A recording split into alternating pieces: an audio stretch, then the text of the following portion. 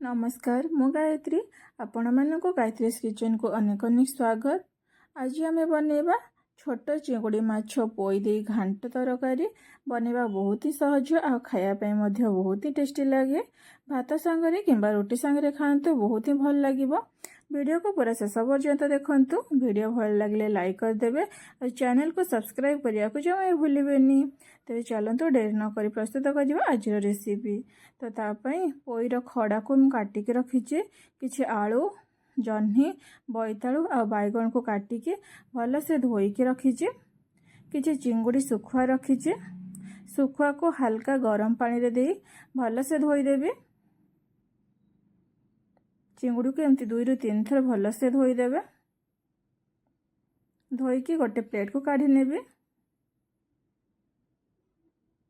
तो मुझे चिंगुड़ी को भल से धोईकी गोटे प्लेट को काढ़ी नहींचे।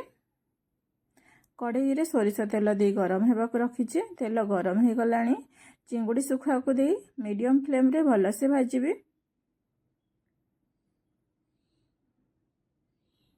चिंगुड़ी माछ भल से भाजी हो गलानी। ताको प्लेट को काढ़ी नेबे। से कढ़ई रे आउ 2 चामच सोरिष तेल दे गरम होगा रखीचे। तेल गरम हो गलानी। कटा पियाज और कंचा लंका दे भाजबे।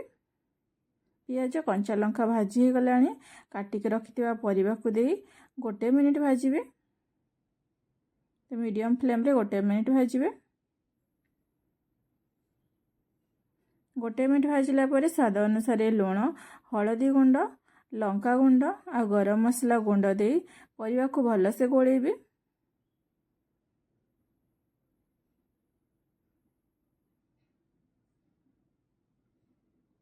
परिबा को मुझे भल से गोले देइछि। कवर करके 1 ରୁ 2 मिनिट को खाया देवी।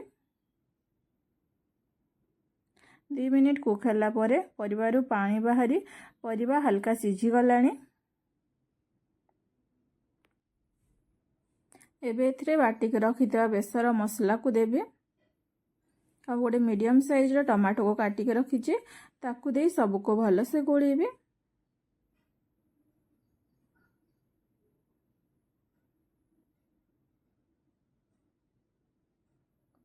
और कवर करके आउ 2 ରୁ 3 मिनिट को खाया देबे।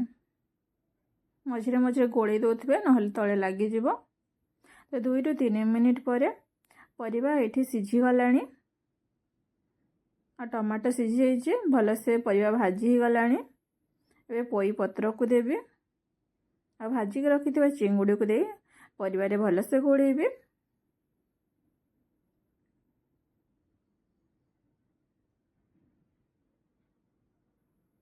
परिवारे पोईपत्र आ चिंगुड़ी भल से गोले ही जाइए।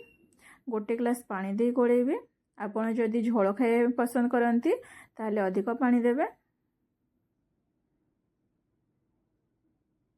सबू के एमती भल से गोले के कवर करके आउ 1 मिनिट फुटिया पे देबे।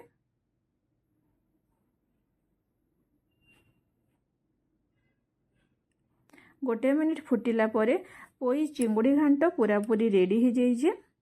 उषुना भात किंबा रोटी सांगरे खातु बहुत ही टेस्टी लगे।